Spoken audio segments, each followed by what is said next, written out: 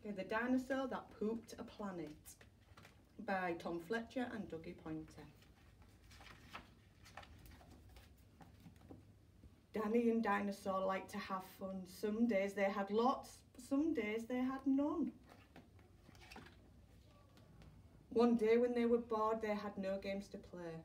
Danny said, "Dinosaur, what should we do today? We could mow the lawn, we could tidy the place, we could do our chores, or we could go to space." "But you mustn't forget to have lunch," said their mummy. "You cannot have fun without food for your tummy." So they packed a packed lunch for the science museum, where rockets were kept if you wanted to see them. There were hundreds of rockets and spaceship surprises, tall ones and small ones of all shapes and sizes, and one that was ready to launch with a door big enough for a boy and his pet dinosaur. They ignored all the warnings, they couldn't care less. They pressed all the things they shouldn't have pressed. T-5, 4, 3, 2, 1, ignition! And they started their intergalactic space star mission.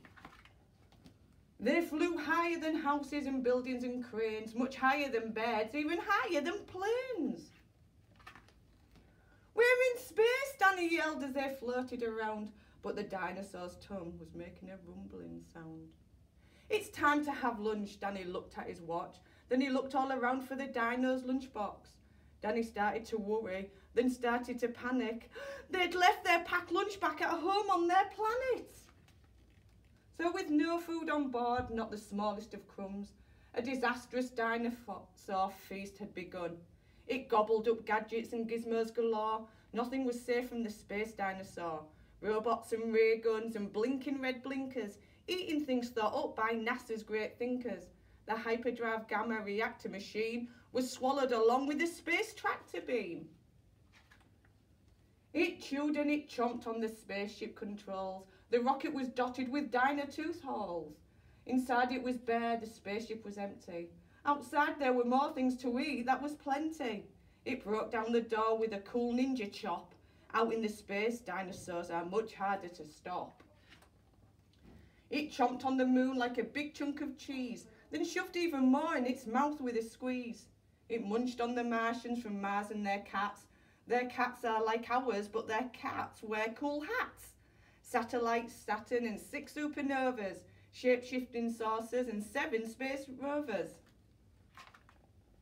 It guzzled 5 gallons of fuel from the tank, and Danny's jaw dropped as he watched what it drank. With a crunch and a crack and a nom nom nom nom, in one dino gulp their rockets was gone. Now nothing was left. All Danny could see was a fat dinosaur where the rocket should be. And so they were stranded with no way back home, just Danny and Dinah in space all alone. Now Danny was crying. He cried and he cried. He cried and his tears filled his spacesuit inside. Unless they were going to stay there forever, the dinosaur needed to do something clever.